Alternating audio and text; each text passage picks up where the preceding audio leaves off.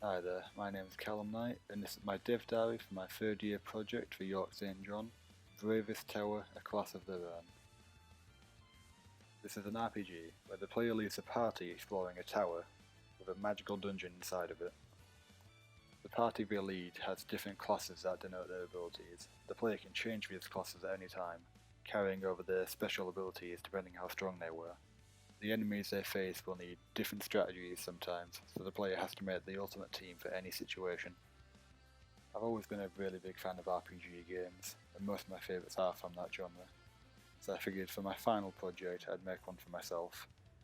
When I was looking at which engine to use, it didn't take very long to find RPG Maker, since it's in the name there. I looked at which one was the newest version and downloaded the trial edition, and then messed around for a while, placing tiles wherever I could and just looking through the menus. After deciding that I wanted to use that version, I bought it and started making levels. The tile sets were pretty limited, so I made a forest, water and lava themed area. There was also a desert, poison swamp and space area, but only the space one lasted until the final version. The main inspirations for the game were two of my favourite RPGs, Brave Dungeon and Labyrinth of Fafhrane, Coven of Dusk. Brave Dungeon has a pretty small scale world, and a really friendly, non-serious tone that I really like. Labyrinth of Fafhrane has a big focus on character customization and skill synergy. They both lean into player choice in world exploration, which is what I mainly aim for in my game above all else. I wanted the player to be able to go where they wanted, when they wanted.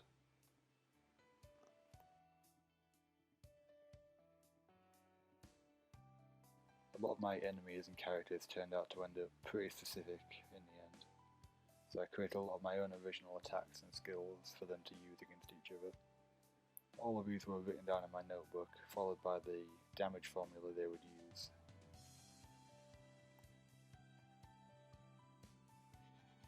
In order to make the core mechanic, changing classes and carrying skills over work, I tried out a plugin. I needed to learn a bunch of specific plugin commands for it, but by the end of it I was able to make characters have their own classes and learn new ones after fulfilling specific conditions.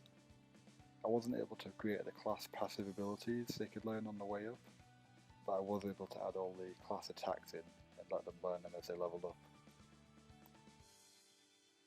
To name the game, I just put all the RPG title words I could think of on a page, and kept saying them in different orders till I got one I liked. The most fun part of designing the game was definitely the character classes. The game starts off with 6 and then up to 19 are found. Each one of them has 6 moves they can learn, 6 passive abilities. I designed these so that some of them would each have 1 or 2 class abilities that are seemingly unrelated, but would be very powerful if combined with other skills later on. I also made sure each character class's parameter growth rate was tailored so that each class has the appropriate stats for their intended role. When it came to designing all the enemies, I had a lot of images to choose from built in. I tried to separate them elementally so I could create different themed areas using them. I didn't have enough in some cases, so I used the slider to change their colours around. That's how the sandworm became the riftworm, the goblin became the fire gremlin, and the goddess of light became the undying rider. I gave them all different elements and resistances using their attacks. I also gave them stats basing them off the average player level for that area and increased their health 100% to match up for the party. That's how I ended up with over 60 unique enemies for my game, each one planned out. I used events for some of them to create unique encounters, like exploding enemies and enemies who get stronger when their friends die. I used experience so that every average enemy gives you about a fifth of the experience to level up, and bosses usually guarantee a level up.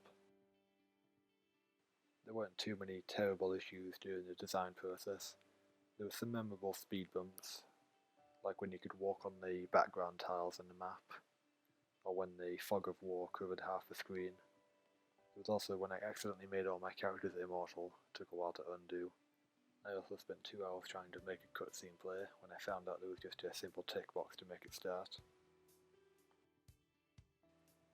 From doing this project, I learned that designing characters and giving them abilities and moves that reflect them, tailoring every detail of an enemy to make fighting it feel a certain way, was the most fun part of it. In short, I enjoy the mechanics that go into game design.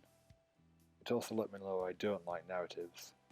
I'm sure I can make a character motivation and in a grand world, but a simple setting is enough for me to be happy. I learnt a lot about scope and game project size from this. My game is pretty simple for an RPG, 4 areas and no NPC characters, but it still took a significant amount of time to get it where it was, even if I enjoyed every step of that. The single cutscene I have was a pretty short one, but still took a lot of time to do. All the adjustments I made to balance enemies also took ages.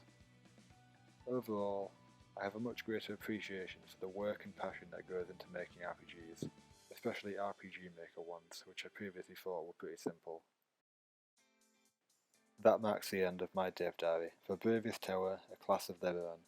I had fun, I think I learnt a lot, and I'm ready to keep on making more games. This is Callum Knight, thank you for watching, and bye.